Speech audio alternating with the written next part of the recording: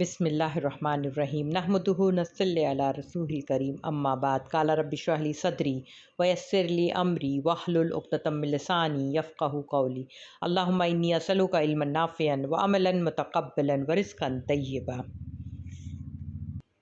अल्लाहुम्मा ला इलाहा इल्ला अंता या मन्नान या बदीउस समावाति वल अर्ज़ या ज़ल जलाली वल इकराम। अज़ीज़ सामीन अस्सलामु अलैकुम वरहमतुल्लाहि वबरकातुहू।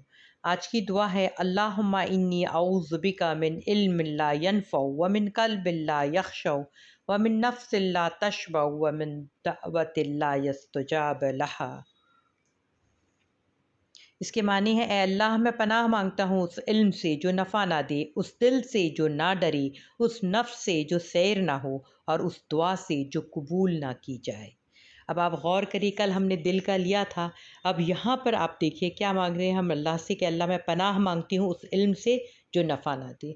हम तो ऐसे बहुत सारी किताबों की किताबों डिग्रियों पर डिग्री लेते चले जाते हैं, लेकिन यही नहीं पता कि हमारा रब हमसे क्या चाहता है, या मैं इस दुनिया में किस मकसद के लिए भेजी गई हूँ, या अल्लाह ने मुझ पर क्या ज़िम्मेदारी डाली हुई है, या बहैसियत हम मुसलमान एक मर्द और एक औरत के हमारी क्या ज़िम्मेदारी है। हमारी क्या ज़िम्मेदारी होती जब क्राइसिस में जब हम होते हैं या जब हालात संगीन होते हैं, तो अल्लाह के रसूल सल्लल्लाहु अलैहि वसल्लम ने अपनी ज़िंदगी में क्या क्या किया था, हमें वो नहीं पता होता है। हमें ये नहीं पता होता है कि उस संगीन हालत से, उस कमज़ोर लम्हात से, उस कमज़ोरी से कैसे आप सल्लल्लाहु अलैहि वसल्लम और उनके सहाबा कराम निकले हैं, तो उसी तरह से हम भी निकलें और निकल के अपनी कामयाबी की, दोनों जहाँ की कामयाबी की तरफ आए। तो ये कौन सा इल्म हम सोचे बटोर रहे हैं, और कौन से ख़जाने को जो इल्म अल्लाह कह रहा है यानी दुनिया और आखिरत में नफ़ा देने वाला, उस इल्म को छोड़ रहे हैं। तो इसलिए ये रमज़ान में मैं बार बार ही चाहूँगी कि सामीन आप तमाम लोग, चाहे 10 मिनट का ही सही, एक आपने रेज़ोल्यूशन पास करना है कि मैं रमज़ान में जितना भी करती थी, लेकिन आम दिनों में रमज़ान के बाद शव्वाल से ही मैं कम अज़ कम आधा घंटा रोज़ कुरान के साथ बैठूंगी। क्योंकि कल जैसे हमने देखा था, अला बिज़िक्रिल्लाहि तत्मइन्नुल क़ुलूब, तो अल्लाह रब्बुल आलमीन ने कुरान को भी ज़िक्र कहा है, और कुरान क्या है, दिलों के शिफा है, उसमें दिल की के लिए वो है नुस्खा कीमिया है, वो हमारी तंदुरुस्ती के काम आता है, हमारे दिल की, हमारी रूह के लिए। तो अल्लाह मैं पनाह मांगती हूँ उस इल्म से जो नफ़ा ना दे। तो अभी तक जो गुज़रा सो गुज़रा, हमने अब अल्लाह से मांगना है कि अल्लाह हमें नफ़ा देने वाला इल्म दे। दूसरा, उस दिल से जो ना डरे।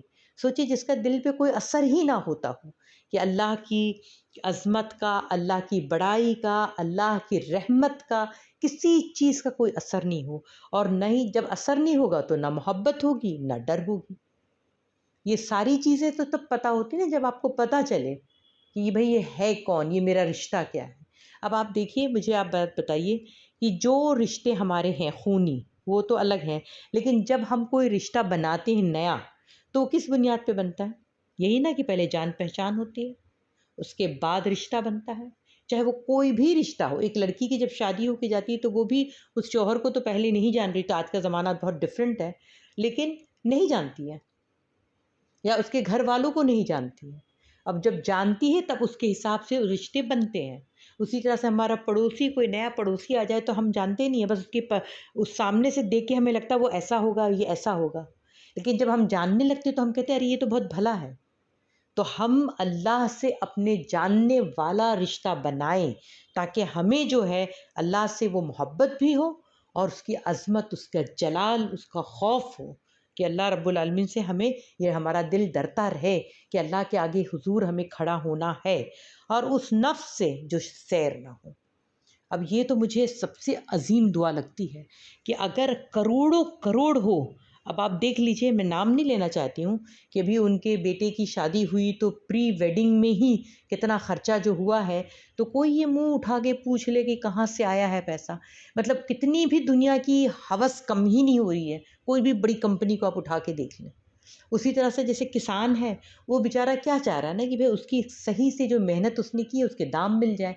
लेकिन वो जो आदमी अमीर होने का जो शौक़ है कि उसके बजट में उसके आगे जो नंबर ज़ीरो ज़ीरो बढ़ते चले जाएँ और दुनिया की तमाम जो दौलत एक ही जगह जमा हो जाए, तो ये क्या है, वो दिल जो है ना, जो नफ्स जो है वो कभी भरता ही नहीं, सैर ही ना हो। وہ کتنا بھی ہضم کر لے جائے. اگر آپ انڈیا کی اکنامی کو دیکھیں گے تو صرف 2% لوگوں کے پاس 90% کی جو ہے وہ ویلتھ ان کے پاس ہے، اور باقی سب ان لوگ کے پاس ہے. اتنا زیادہ وہ ہے، اتنی لالچ ہے. اور اس کو اللہ سبحانہ تعالیٰ نے سورہ الحاقم التکاثر میں کہا ہے کہ یہ ان کا پیٹ بھرے گا ہی نہیں سوائے کس سے؟ قبر کی مٹی سے. لیکن جس کے دل میں اللہ نے نفس ایسا دے دیا نا کہ 4 کپڑے مل کے ارے بہت ہے کیا کروں گی میں، تو اس آدمی کو دیکھیے وہ کتنا ٹینشن فری رہتا ہے.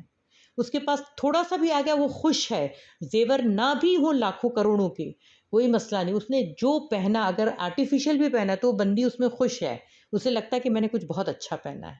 کسی کو دیکھ کے کوئی کمپٹیشن نہیں ہوتا ہے، کسی کو دیکھ کے احساس کمتری نہیں ہوتی ہے، کسی کو دیکھ کے یہ نہیں لگتا کہ اب میں بھی جاؤں گی، اب میں نے بھی یہی بنانا ہے. یا کسی آدمی کو یہ دیکھ کے نہیں تو اس کی اتنی بڑی گاڑی ہے تو مجھے بھی اتنی بڑی گاڑی لینا ہے. اور وہ گاڑی لینے کے لیے وہ چاہے اپنا ایمان بیچنا پڑے، چاہے چوری کرنی پڑے، چاہے بے ایمانی کرنی پڑے، چاہے کسی سے جھوٹ بولنا پڑے، لیکن مجھے تو وہ گاڑی چاہیے. یہ نہ ہو تو اللہ سے کیا دعا کریں کہ جو نفس جو سیر نہ ہو اللہ اس سے بچائے. اللہ تھوڑا دے. جو خوش رہنے والا بندہ تو موٹر بائک پہ بھی بہت خوش ہیں، چھوٹی سی گاڑی ہے اس میں بھی خوش ہیں، چھوٹا گھر ہے اس میں بھی خوش ہیں. مگر مسئلہ کیا ہے؟ اگر دل ہی نہیں بھرا ہو تو کتنی بھی چیزیں جمع کر لے وہ کبھی مطمئن نہیں ہوگا. تو اللہ سے ہمیشہ دعا مانگیں کہ اس نفس سے جو سیر نہ ہو اور اس دعا سے جو قبول نہ کی جائے. یہ کیا مطلب ہے؟ کہ اس دعا سے جو قبول نہ کی جائے. جبکہ ہم نے کل لیا تھا کہ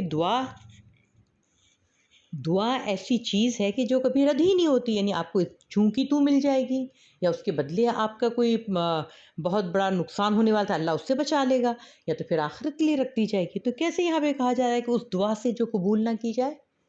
اس لیے کہا جا رہا ہے کیونکہ اگر وہ کمائی حرام کی ہے، بے ایمانی کی ہے، دھوکے بازی سے کمایا ہوا مال ہے، یا کسی سے لوٹ کا ہے، یا کسی سے جبرن لیا گیا ہے، تو جسے اللہ حرام کیٹیگری کہتا ہے، یہ سب سے کمایا ہوا مال ہے، تو پھر آپ عمرہ کر لیں، آپ حج کر لیں، آپ نے پورے 7 طواف کر لیں، مقام ابراہیم پر پہنچ جائے، دروازہ پکڑ لیں، کھٹکھٹا لیں. پر کیا وہ دعا قبول ہوگی؟ بے شک نہیں ہوگی، کیونکہ اللہ تو اپنی کنڈیشن رکھا ہے نا. آج وہاں پر آپ دیکھیں لاکھوں کا مجمع ہوتا ہے، ہر رمضان میں لوگوں کی ہوڑ لگی ہوتی کہ ہم کو عمرہ پہ جانا ہے، ہر آدمی عمرہ پہ جا رہا ہے. لیکن ماں باپ راضی ہیں اس کا پتہ نہیں، کہاں سے پیسہ آ رہا ہے وہ پتہ نہیں ہے، لیکن عمرہ پہ ضرور جانا ہے. یہ دکھاوے والی عبادت میں بہت زیادہ مشغولیت انسانوں کی ہے، جبکہ نفل ہے. وہ عبادت کیا ہے؟ صرف نفل ہے. کسی کو بے روزگار انسان ہے، آپ 2-3 لاکھ روپیہ دے کے آپ اس کا روزگار شروع کرا دیجئے، وہ اپنے پیر پہ کھڑے ہو جائے گا، عزت سے کمانے لگے گا، اس کے بچے پڑھنے لگ جائیں گے، تو کتنا بہترین صدقہ جاریہ ہمارا ہو جائے گا. سوچیے آپ. لیکن ہم وہ نہیں کرتے. ہم سب کچھ کیا اپنے نفس کی پالتے ہیں، کیونکہ ہم نے کمپٹیشن کیا ہوا ہے کہ ہم زمانے میں کیا کرنا ہے. دیکھو میں ہر سال رمضان میں تو 10 دن وہیں گزارتی ہوں یا 21 دن وہیں گزارتی ہوں، اور اس کو جیسے ہی آپ کعبے میں پہنچے فوراً اپنا لگا دیا اسٹیٹس پہ، یا ویڈیو کال کر کے سب سے بات کر لی بتانے کے لیے کہ بھئی ہم عمرہ کرنے گئے. خاموشی سے بھی تو جایا جا سکتا ہے. لیکن یہ دکھاوا کیوں؟ اس لیے کہ وہ جو نفس ہے وہ تو ایک سیر نہیں ہوتا ہے، وہ پورا نہ، اس کو کبھی تسلی ہی نہیں ہوتی ہے، اور اس دعا سے جو قبول نہ کی جائے. آج دیکھیے آپ، ہر حرام کام، چاہے وہ حکمران ہو، پورے عالم اسلام کی میں بات کر رہی ہوں، بہت ذمہ داری سے بات کر رہی ہوں. آج جو غزہ میں ہو رہا ہے، جو عالم اسلام کے جو حکمران ہیں، اللہ ان کو پوچھے گا. وہ چاہے جتنے بھی بڑے کعبہ کے امام کیوں نہ ہوں، انہوں نے جو بھی دعا مانگیں گے کیا قبول ہوگی؟ کیا ذمہ داری کسی نے نبھائی ہے؟ آج بیت المقدس میں جو بھی شہید ہو رہا ہے، مجھے پتہ ہے ان کو جب دیکھ کے مجھے اب سمجھ میں آیا ہے کہ جب سیدنا حسین شہید ہو رہے تھے تو باقی لوگ کیا کر رہے تھے. جب حسین علیہ السلام جب وہ شہید ہو رہے تھے ان کے ساتھ، تو باقی لوگ کتنے مصلحتاً چپ رہے ہوں گے. مصلحتاً کی کیا ہو گیا؟ کیسے ہم بات کریں، کتنے لوگ چپ رہے ہوں گے. وہ نواسہ رسول نے بھی اپنا سر کٹوایا تھا، یہ سنت ہے. تو آج وہاں والے لوگ بھی کر رہے ہیں، اور ہم کیا کر رہے ہیں؟ یہاں پہ پابندی لگ رہی کہ مسجد میں آپ نماز نہیں پڑھ سکتے ہیں، بچوں کو نہیں لا سکتے ہیں، آپ افطاری نہیں کر سکتے ہیں. آپ رمضان کے جو اعتکاف میں بیٹھے ہیں آپ کھانا پینا نہیں لا سکتے ہیں، آپ کو اپنا آئی ڈی کارڈ دکھانا پڑے گا۔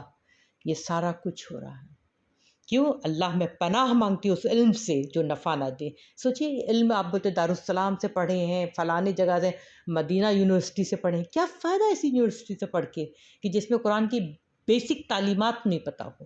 تو اے اللہ میں پناہ مانگتی ہوں اس علم سے جو نفع نہ دے، اس دل سے جو نہ ڈرے، اس نفس سے جو سیر نہ ہو، اور اس دعا سے جو قبول نہ کی جائے۔ آج امت مسلمہ ایسی ہی اس سے گزر رہی ہے۔ اللہ ہماری حفاظت فرمائے، اللہ ہم سب کو ہدایت دے۔